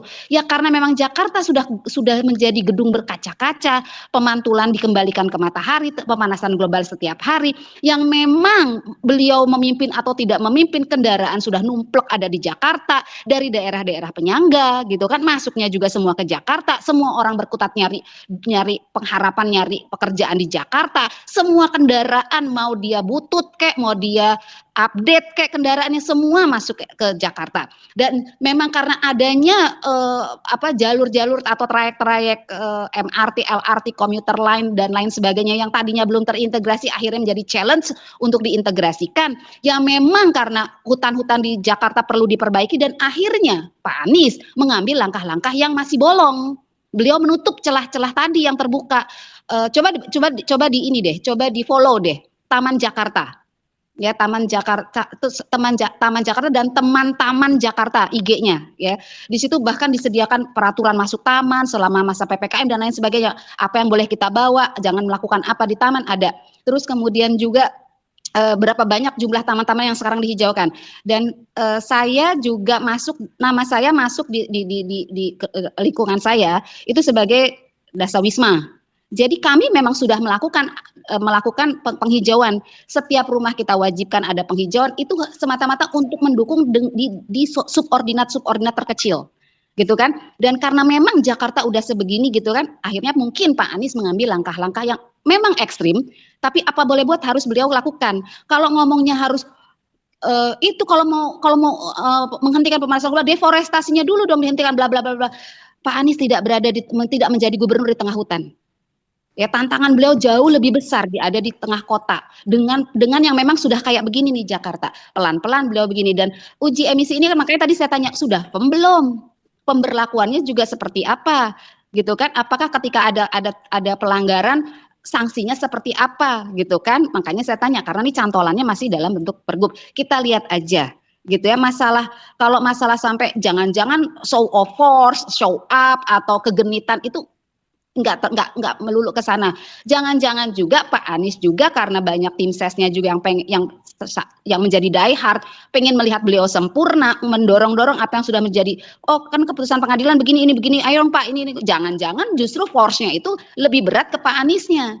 Begitu kan, kita nggak tahu. Jadi so wait and see gitu kan, wait and see. Tapi betul itu seperti Bang Niko bilang, kalau kita sayang beliau, kalau kita memang merasa hari ini beliau masih representatif untuk menjadi the next RI1 gitu kan, ya kita memang dukung dan kita juga luruskan. Mungkin itu ya gitu Bang Niko yang nggak lihat. Dan soal trayek gitu, anak saya yang kecil nomor 5 itu kan kuliahnya baru setengah jalan ya, masih magang-magang. Kebetulan magangnya itu di DPR gitu ya, tapi untuk untuk HRD lah atau apalah ya, bukan untuk politiknya, bukan. Jadi bukan di gedung itu. Jadi gini, dia taunya karena biasa naik mobil gitu kan, dia taunya naik kereta, jadi harus ke Tanah Abang dulu gini. Ketika saya bilang rumah saya dekat Taman Mini, saya di Kampung Dukuh gitu ya, di ada terminal shelter busway terdekat itu adalah Garuda. Jadi satu shelter setelah Pinang Ranti. Saya bilang coba naik ini, dan kalau sebelum jam 7 itu cuma 2.000. Kamu ganti misalnya di interchange di mana UKI misalnya. Kalau bis itu nggak sampai ke depan DPR gitu kan, ganti dia nggak bayar lagi kan, karena kita nggak keluar dari shelter. Dan akhirnya iya, dari dia mengeluarkan 23.000 kalau naik kereta, terus tuker di Tanah Abang ke Palmerah lagi, akhirnya cuma 11.000 ternyata. Saya ajukan naik Transjak begitu. Gitu ya. Jadi memang tidak sebuah kebijakan yang kita titipkan sebuah harapan besar, tidak bisa merangkum semuanya, yang nggak bisa. Ya kan, harus ada seperti dalam teori politik, ketika sebuah kebijakan atau ketika sebuah pembangunan yang diorientasikan, maka akan ada penetapan atau seperti misalnya dalam tanda petik ya, quote on quote, sedikit represif untuk hal-hal yang mengganggu terlaksananya sebuah kebijakan atau sebuah pembangunan. Mau tidak mau, kita mau punya jalan layang, mau punya flyover, otomatis di bawah macet dulu ya, memang biasa begitu. Makanya just wait and see gitu kan. Jangan keburu-buru juga kita terlalu memvonis bahwa ini kegenitan beliau enggak, kita wait and see dulu. Tapi saya tadi maksudnya menambahkan Mbak Maudi aja, persinggungan itu memang ada yang bukan kewenangannya Pak Anies gitu kan. Seperti itu kira-kira. Thank you. Ada Bang, mau nambahin Bang, menanggapin Bang. Jadi gini, kalau kita bicara, oh ini bukan wewenang Anies gitu, oke. Tapi kita mesti lihat dulu dong, dasar dari pemberlakuannya apa. Kan katanya putusan pengadilan yang dulu sempat baru-baru aja sih sebenarnya. Kalau kita melihat dari putusan tersebut atau jauh sebelumnya itu maksud dari penggugat melakukan gugatan tersebut, kita mesti lihat dulu logikanya penggugat itu apa sih sebenarnya dia mau gitu ya. Kan dia mau kan mengurangi polusi Jakarta. Makanya dia gugat itu bukan ya polisi Indonesia lah umumnya gitu kan. Yang makanya dia gugat itu tergugat satunya adalah Presiden Republik Indonesia. Kedua Kementerian Lingkungan Hidup. Ketiga Anda lupa, pokoknya pemerintah DKI Jakarta itu hanya tergugat 5. Gitu ya. Jadi kan poin besar dari tujuan gugatan tersebut adalah lebih umum cakupannya. Bukan hanya DKI aja. Gitu. Ini kalau kita bicara dari segi hukum ya. Nah, DKI ini hanya tergugat 5, karena tujuan dari si penggugat ini adalah ingin dari tergugat 1 sampai tergugat 5 ini bicara duduk bareng, selesaikan masalah ini, kalian yang kami gugat loh. Ini yang terjadi sekarang, justru Anies jalan sendiri, Jokowinya anteng-anteng aja. Ada apa ini? Gitu kan. Nah, itu yang lucu. Kalau bicara, ini bukan kewenangannya karena ini masalah deforestasi itu, karena Anies bukan gubernur di hutan. Ya benar, gitu. Cuman, Anda ini tergugat 5. ngikutin tergugat satu harusnya. Secara hukum, Anda ini nunggu dulu tergugat satu mau bicara apa. Jangan ujuk-ujuk mau show off, kami yang tampil duluan nih. Gitu. Nggak logis secara hukum itu. Jadi apapun pembelaan teman-teman sekalian yang kita semua mendukung Anies, nah dasar di sini semuanya gitu kan. Cuman pembelaan kalian yang beralibi dengan alasan-alasan yang kalau dari aneh melihat dari segi kacamata hukum tuh agak konyol gitu. Karena tergugat 5-nya tuh Anies, tergugat 1-nya Jokowi. Jokowinya belum menunjukkan apa-apa, belum melakukan respon apa-apa. Mungkin dia sedang mengkaji dengan Kementerian Lingkungan Hidup. Ujuk-ujuk Anies jalan sendirian dulu nih. Udah deh, gue bikin dulu deh uji emisi untuk mengurangi polusi di Jakarta. Apakah itu benar? Benar. Cuman secara logika hukum nggak masuk. Gitu kan. Malah mungkin nanti suatu saat kalau Jokowi ngerasa kebijakan Anies ini blunder, dia kena tegur melalui Kementerian Dalam Negeri. Kenapa? Anda jalan sendiri, yang digugat saya, kata Jokowi gitu kan. Gitu. Yang tergugat 1-nya ini saya, tanggung jawab terbesar itu ada di saya. Gitu. Saya belum ngambil keputusan, Anda ngambil keputusan. Anda belum koordinasi dengan kami. Dan secara undang-undang pemerintahan daerah, tindakan pemerintah daerah melakukan tindakan tanpa koordinasi dengan pusat, itu adalah pelanggaran. Anies bisa dipanggil oleh Kemendagri. Jangan salah. Gitu. Jadi kalau bicara, oh Anies kan bukan pengambil kebijakan untuk menyetop produksi ataupun impor dari kendaraan. Benar. Gitu. Karena bukan wewenang Anda, yang digugat juga bukan Anda harusnya diam dulu. Tunggu yang di atas mau apa, tergugat 1-nya, gitu kan. Apakah Anda, kalau Anda pengen melakukan satu tindakan, oke, sarankan kepada pusat seperti tadi bisa bilang kan, tunggu dulu. Kalau Anda nggak ini, sarankan ke pemerintah pusat, Pak, ini kendaraan di DKI sudah banyak banget, gitu. Untuk mengajukan uji emisi juga kayak saya harus koordinasi dulu dengan Kementerian Lingkungan Hidup. Nah, saran saya lebih baik Bapak stop dulu deh, ini produksi atau impor. Gitu kan. Kalau penjualan nggak bisa, itu pasar pasti. Tapi kalau produksinya di stop, itu bisa. Cuman masalahnya apakah Presiden dan juga Anies berani? Kita nggak tahu, karena pemodal besar yang akan dilawan. Gitu. Nah, karena nggak berani, si Jokowi juga masih nunggu-nunggu, yang Aniesnya juga nggak berani nembak langsung ke produsen produsen mobil dengan alasan bukan wewenang dia, gitu kan. Akhirnya yang digencet rakyat kecil saat ini. Mungkin seperti Mbak Maria tadi bilang, ya peluang yang bolong cuman ini, gitu. Nggak tahu juga ya kita ya.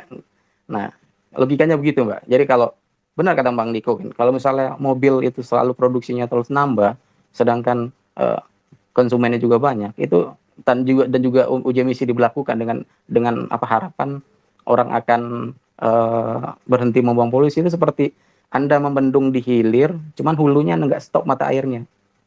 Yang terjadi justru nanti air bah yang akan melanda semuanya ke bawah. Gitu. Air bah itu apa? Ya masalah-masalah sosial. Entah itu nanti orang kelaparan, dipaksa untuk uji emisi, makan aja dia mungkin susah, yang ada gantung diri, dan itu nggak sedikit di tengah pandemi ini yang orang gantung diri karena nggak mampu bayar cicilan motor. Nah gitu. Orang nggak mampu cicilan motor, orang nggak mampu makan, dipaksa untuk bayar emisi. Ini dari segi hukum aja juga dasar negara kita tujuannya adalah mensejahterakan rakyat, bukan untuk yang lain dulu gitu. Tujuan umum dari negara itu adalah mensejahterakan rakyatnya. Gitu. Karena apa? Rakyat mempercayakan nasibnya kepada pemerintah untuk disejahterakan, bukan untuk dijadikan sapi perah ataupun diberatkan dengan kebijakan-kebijakan yang rada-rada mungkin konyol, nggak tepat situasinya gitu. Mungkin banyak kebijakan ini, salah satu uji emisi ini adalah salah satu menurut saya. Kira-kira gitu dulu Bang. Iya. Ya, melanjutkan dari Bang Nicholas dan yang lawyer, kita kebetulan sama-sama saya juniornya lah mungkin ya. Jadi kalau dibaca pasal 37 ayat 1 itu bahwa negara ini berdasarkan hukum. Itu dulu satu. Apa yang disebutkan oleh Bang pembicara sebelumnya, Bapak yang lawyer ini 100% benar itu. Ya. Jadi pemerintah, Pak Anies, Presiden, siapapun mereka, bekerja itu berdasarkan aturan yang telah dibuat. Bukan ngacak-ngacak ya. Kita Mbak Maudi, Ibu Maria, kalau Ibu Maria kan dia sebutkan dia bukan pendukung, tapi seluruh statementnya itu 100% mendukung itu. Saya pun pendukungnya, saya harus bilang itu secara jujur saya mendukungnya. Kita bukan tidak mendukung Pak Anies, tapi jangan dia menabrak aturan. Itu pertama harus diingat. Ya, Profesor Kranenberg mengatakan dalam bukunya Political Theory 1830, kekuasaan itu bukan pada peranan, melainkan pada sistem. Zaman Soeharto, peranannya luar biasa, sistem teracak-acak. Zaman Pak Jokowi, peranannya nggak ada, sistem teracak-acak. PLT gubernur di 200 berapa kabupaten ini, kota ini, provinsi diganti semua. Sistemnya diacak-acak. Oke. Itu dipastikan.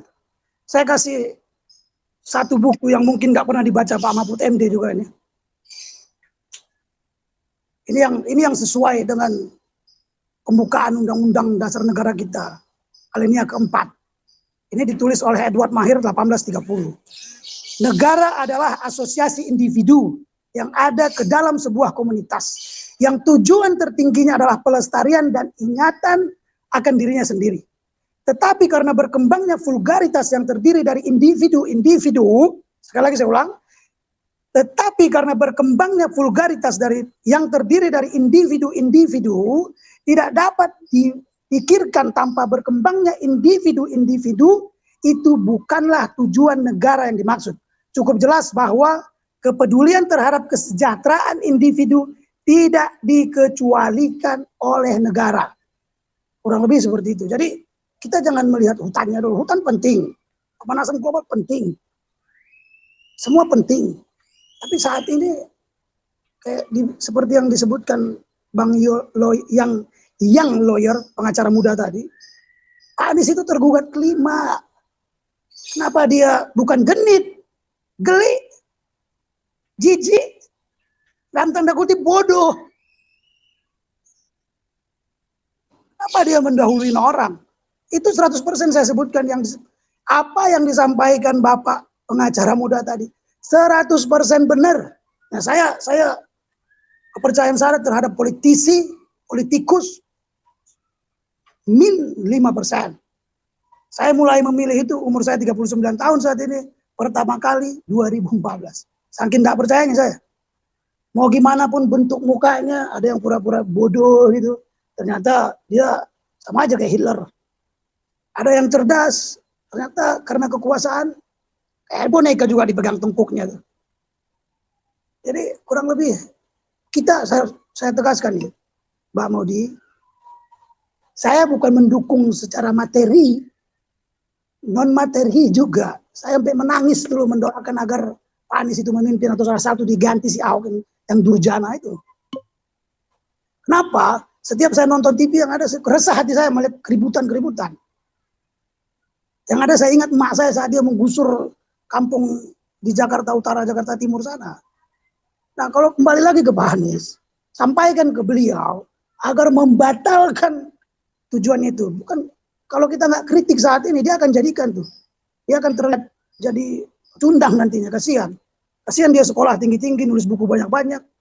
Yang akhirnya dia terkontrol oleh satu kekuatan plutokrasi, orang-orang kaya di sekitar Jakarta Utara, Priuk, apa tuh, Pantai Mutiara itu, Ciaguan, TW, ya kan? Itu aja yang nguasa-nguasain kita. Ini masalah negara kita ini. Negara itu rakyat. Pemerintah itu rakyat. Jangan cuma kampanye rakyat. Pas pencoblosan ngamplopin juga 100.000, 150.000. Saya orang yang paling jarang bawa nama Tuhan untuk berucap, tapi kali ini saya sebut nama Tuhan saya pertanggungjawabkan dunia akhirat ucapan saya. Seperak belum pernah saya makan uang dari politik. Jijik saya makan itu. Demikian, terima kasih. Rumah itu harus menanam, benar yang kata Bang Niko tadi, 5 pot bunga waktu itu.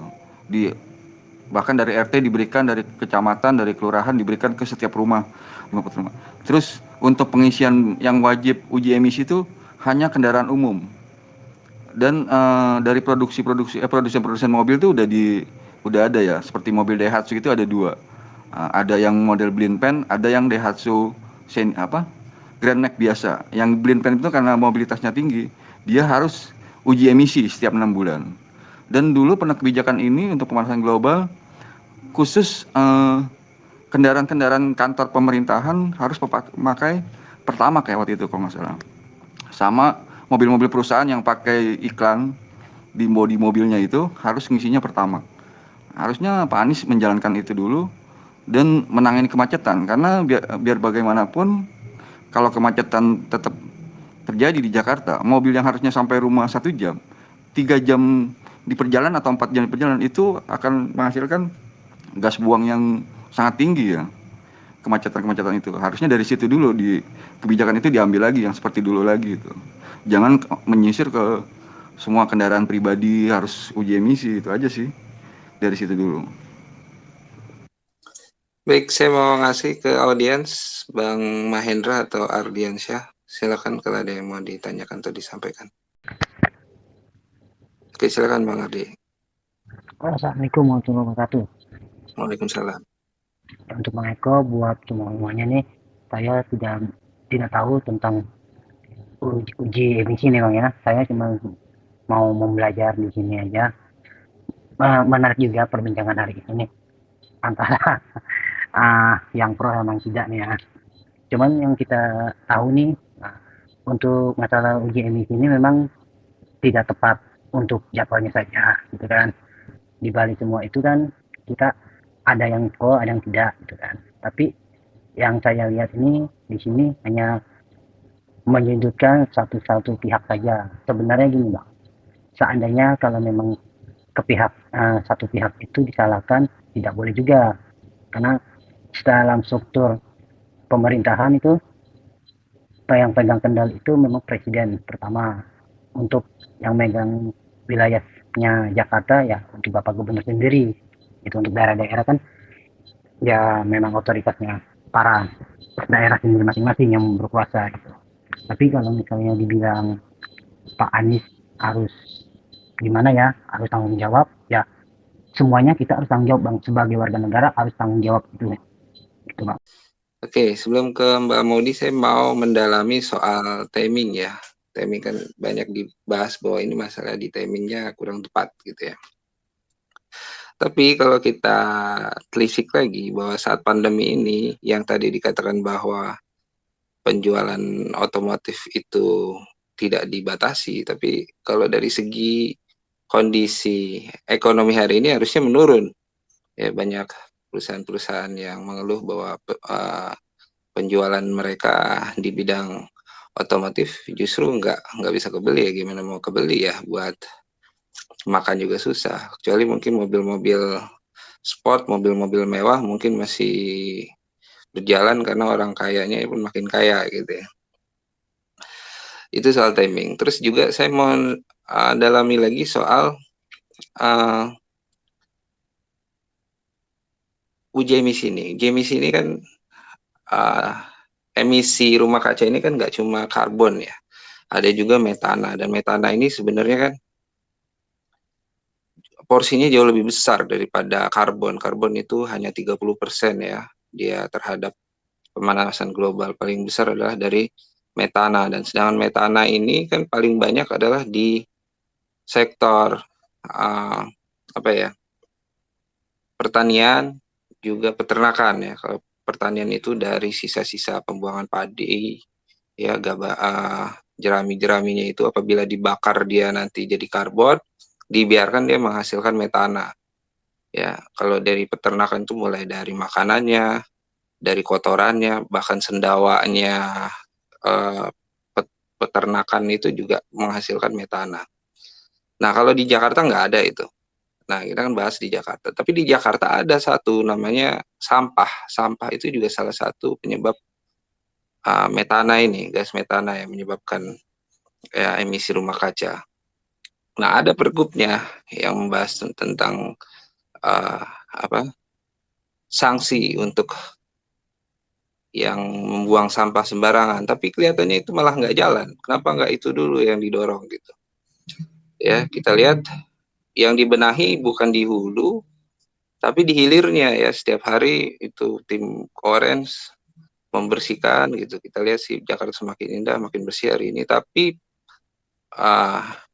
culture kita yang masih suka membuang sampah sembarangan itu tidak bisa ditertibkan dengan perda ya, dengan peraturan gubernur itu gitu. Itu juga peraturan bukan dari Pak Anies, juga dari sebelumnya. Nah, kenapa itu tidak didorong dulu gitu, malah membuat peraturan yang baru yang kita juga nggak tahu apakah ini bisa dijalankan atau enggak. Terima kasih Mas Eko. Pendapat aku masih sama ya. Uji emisi ini masih tahap sosialisasi. Nah, kita seperti yang Mbak Maria sampaikan, aku setuju. Kita wait and see aja gitu kan. kalau memang benar uji emisi ini nantinya sangat merugikan rakyat, ya harus ada yang dievaluasi, pastinya kan itu kan yang diinikan. Terus untuk yang lain-lain sudah cukup sih. Saya cuma mau menegaskan itu aja kayaknya. Seperti itu dulu, Mas Eko. Ya, kalau Anda sih cuma ingin menegaskan Bang, kalau secara prinsip sih Anda setuju dengan uji emisi itu kan, karena kita perlu juga udara lebih bersih. Dan itu adalah salah satu komponen untuk melakukan pembersihan udara dan juga pencegahan global warming gitu kan. Ya, terlepas nanti harusnya juga kita tekankan itu, kita juga minta nggak hanya dari kendaraan, pabrik-pabrik di sekitar Jakarta juga harusnya ditertibkan gitu ya pembuangannya. Kemudian juga hutan-hutan di Kalimantan dan juga kayak yang lain-lain lah kan, karena polusi udara ini nggak hanya dari sepeda motor ataupun kendaraan bermobil, kendaraan bermotor gitu ya. Gitu kira-kira gitu aja. Cuman masalah waktunya, janganlah suatu kebijakan itu prinsipnya sih gini, pembuat kebijakan itu jangan menyusahkan rakyat, intinya itu. Kalau menyusahkan rakyat kita lawan gitu ya. Prinsipnya gitu. Kira-kira gitu aja Bang. Saya sama seperti ya, Bapak pengacara muda ini. Secara prinsip saya pasti mendukung, karena saya pun membela dia dulu ya Pak Anies ini. Cuman kalau kita bicara terlalu jauh nanti tentang polusi udara itu terlalu banyak. Termasuk Formula E itu Pak Anies harus komitmen untuk membatalkannya kalau gitu. Jadi lama-lama jadi melebar kan. Dan banyak sebenarnya kalau kita lihat polusi udara itu ya, rumah-rumah kita ini pun berpolusi. Kenapa? Kita pakai gipsum, apalagi tripack, apalagi asbes. Itu kan dari semen, cat segala macam, itu polusi, meracunin kita loh, serius. Nah, Pak Anies harus membuat peraturan pergub baru agar seluruh masyarakat mengganti plafonnya dengan PVC. Kebetulan saya ada usaha itu Pak Mas Eko. Jadi secara prinsip saya mendukung kebijakan Pak Anies. Enggak lah, pastilah kita dukung yang baik. Tapi saya tidak ingin ada aturan yang ditabrak. Sehingga nanti kita mengajarkan. Jadi pejabat ini kan bukan hanya tugasnya melayani masyarakat, mengatur satu daerah atau negara, namun dia juga menjadi role model pendidikan. Cahaya bangsa ini adalah generasi muda kita. Kalau kita ajarkan mereka menabrak aturan, sistem, mau jadi apa nanti ke depannya bangsa ini. Demikian, terima kasih. Wassalamualaikum warahmatullahi wabarakatuh. Selamat malam. Oke, sebelum ke Mbak Maria, saya mau ke Bang Ojol, siapa nih? Arjun, Bang Arjun, silakan. Ya, assalamualaikum. Waalaikumsalam warahmatullahi. Cuma sekedar ngasih masukan ini. Kebetulan di sini ada Mbak Maudi juga ya. Kalau boleh, mungkin semuanya begini. Mungkin semuanya di jalan pernah lihat kan kendaraan bermotor, terutama yang roda 4 yang asapnya hitam. Terutama itu mobil-mobil box atau mobil truk. Coba deh kasih masukan ke Pak Anies untuk uji kir kendaraan diperketat lagi. Mungkin di sini sudah ada yang pernah ikut uji kir kendaraan di Cakung. Saya beberapa kali ngikut dan udah nggak heran kendaraan yang nggak layak, yang kelaikannya dipertanyakan pun lolos. Tolong itu dulu diperketat lagi, dibenahi lagi daripada uji emisi yang justru nyasarnya malah ke roda 2, yang dimana kebanyakan kita ini jangankan untuk servis berkala, servis rutin, untuk ganti oli pun kadang harus ngalah demi makan anak istri, terutama di masa-masa seperti ini. Yang penting itu dulu, sebelum uji emisi pergub uji emisi ini diberlakukan, tolong ditinjau kembali itu tentang pelaksanaan uji kir kendaraan. Selama ini sudah berjalan baik atau belum? Kalau memang sudah berjalan baik, kenapa masih ada mobil-mobil roda 4 yang knalpotnya itu mengeluarkan asap hitam? Itu perlu pertanyakan dulu itu. Itu. Terus yang kedua, ada nggak aturan diperketat lagi aturan kepemilikan kendaraan, terutama kendaraan roda 4? Bagi setiap warga DKI tidak boleh lebih dari 2 kendaraan, tidak boleh lebih dari 2 mobil. Itu aturan yang mungkin lebih memihak ke rakyat kecil ya, apalagi dengan bikin peraturan seperti itu kan kemungkinan orang-orang kaya itu akan beralih ke moda transportasi umum itu bisa cepat. Jangan hanya kita orang kecil pindah ke moda transportasi umum, sementara yang kaya tidak dibatasi kepemilikan kendaraannya. Coba diperketat kembali itu. Terus yang ketiga, Satpol PP-nya suruh gerak, turun ke rumah-rumah, perumahan-perumahan warga. Lihat itu masih banyak mobil-mobil yang parkir di pinggir jalan, dalam artian orang-orang yang tidak punya garasi naruh mobil pinggir jalan. Sudah mobilnya bikin polusi, jalannya pun ditutup. Itu aja dulu deh 3 poin itu. Pertama, ujikir kendaraan, tolong itu. Kalau memang ujikir kendaraan selama ini berlangsung baik dan ketat, tidak mungkin ada kendaraan yang berasap hitam masih ada di Jakarta ini. Itu yang pertama. Terus yang kedua, untuk kepemilikan kendaraan dibatasi, berani nggak Pak Anies mengambil kebijakan yang benar-benar pro ke rakyat kecil, bukan pro ke orang kaya. Itu yang kedua. Terus yang ketiga, berani nggak Satpol PP-nya turun sebagai perangkat Pemda itu turun razia, razia agar aturan-aturan yang sudah dibikin bahwa bagi pemilik kendaraan yang tidak punya garasi jangan beli mobil dulu, itu benar-benar diterapkan. Itu saja dulu.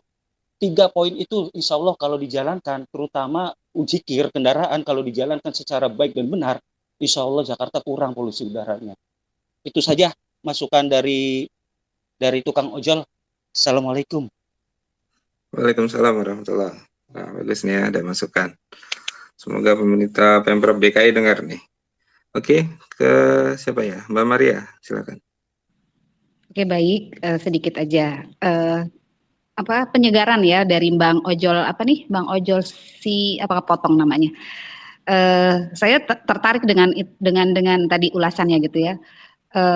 Pertama gitu kan, masih ada kendaraan betul gitu ya, apalagi kalau tolnya udah mulai naik ke atas itu sampai nangis hitam gitu ya.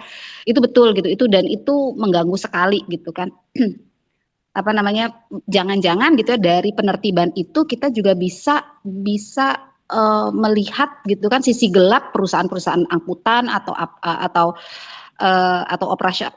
divisi-divisi operasional dari sebuah perusahaan yang menugaskan kendaraan yang sudah tidak layak seperti itu gitu ya, dipangkas-pangkas justru akhirnya malah melegakan ruang terbuka kita di jalan raya gitu. Itu satu. Terus kemudian tentang pajak progresif gitu kan, kenapa enggak, harus itu challenge yang bagus gitu ya, berani enggak bahwa misalnya kita dibatasi hanya 2 kendaraan aja, malah justru dampak positifnya kan mengurangi pajak progresif gitu ya. Kalau misalnya sekarang aja gini, mohon maaf gitu ya, bukan yang pamer nih. Saya sempat sampai punya motor jadi 4 itu saya buang-buangin, bukan buang-buangin, misalnya ada yang sekali lagi bukan pamer gitu ya.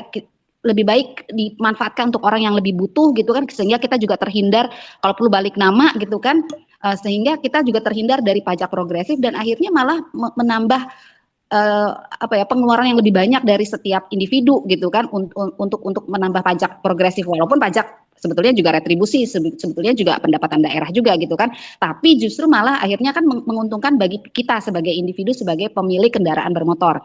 Nah kemudian pada akhirnya gitu ya, memang kita mengutip tadi juga siapa tadi, Bang Andri ya, gitu, kita memang nggak bisa menyalahkan satu pihak aja gitu kan, karena ini masalahnya simultan, paralel dan lain sebagainya.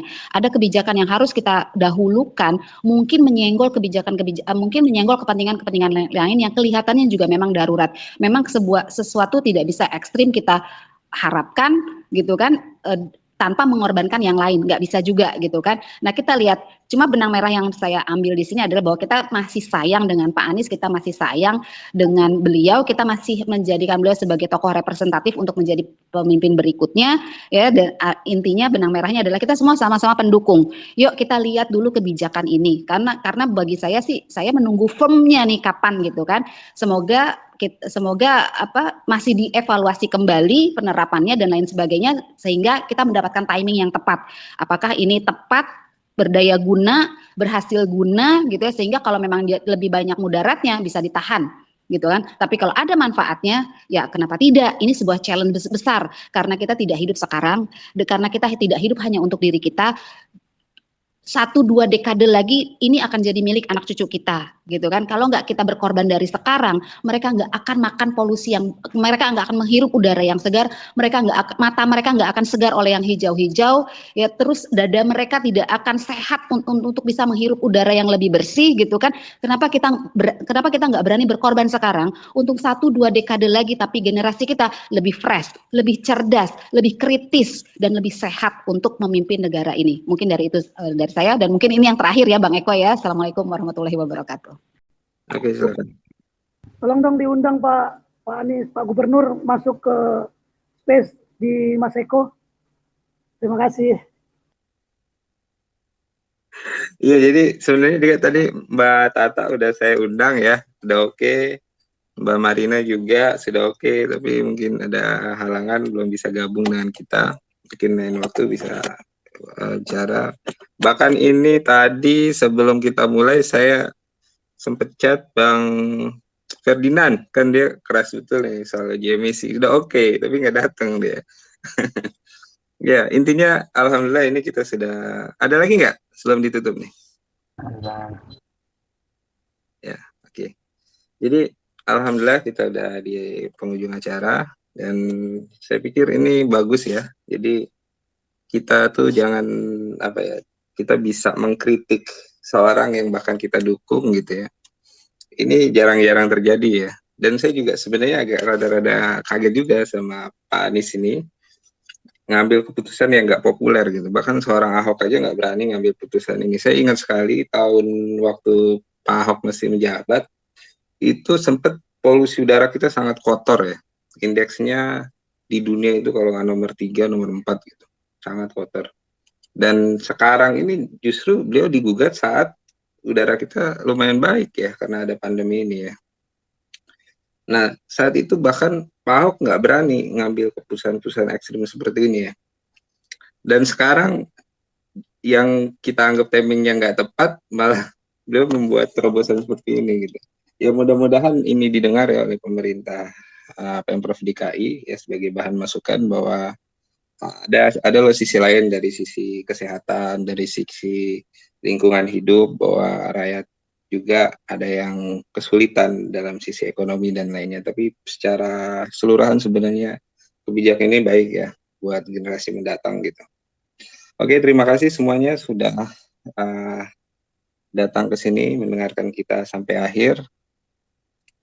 Sebelum saya tutup, ada lagi nggak? Kalau nggak ada, kita tutup saja. Mau nambah dikit Bang, sebelum Anda cabut juga. Silakan. Nah, jadi gini Bang, ini kan sebenarnya seperti yang Anda jelasin tadi gitu kan, bahwa secara putusan pengadilan kan tergugat satunya Jokowi, Aniesnya tergugat 5 gitu. Jadi sebenarnya bebannya itu sebenarnya ada di Jokowi sebagai tergugat 1. Nah, Anda nggak tahu siapa pembisiknya, kok jujuk-jujuk kayak Anies berani ngambil beban itu yang nggak populer gitu. Padahal seharusnya dia wait and see aja, limpahkan aja semua beban itu ke Jokowi biar dia ngambil putusan nggak populer ini gitu kan. Kira gitu Bang. Nggak tahu di pembisiknya siapa, Anda juga nggak tahu. Iya, saya juga sebenarnya nih sebelum saya bikin ini, saya sebenarnya pengen kritik Jokowi juga soal deforestasi itu. Tapi kalau rasanya nggak adil gitu kalau kita nggak kritik Pak Anies dulu sebagai yang kita dukung gitu ya. Karena ini ada masalah juga di sini. Gitu. Nah, mungkin next time kita mau diskusi soal itu ya, soal yang kemarin viral itu ya, Kementerian Lingkungan Hidup yang membuat mantap tuh Bang, minggu depan boleh Bang, kalau nggak kapan mantap. Ininya kita secara moral sudah selesai ya dengan Pak Anies, kita sudah kritik gitu ya soal kebijakannya yang kita anggap mungkin kurang tepat gitu waktunya atau yang lain-lain sebagainya ya.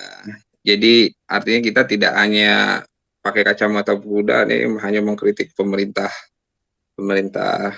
pusat saja, tapi ketika ada sesuatu yang juga kita anggap berpolemik di masyarakat, kita angkat, kita diskusikan ya, kita diskusikan kira-kira masalahnya di mana gitu. Karena di awal juga kan kita lihat ada disinformasi ya soal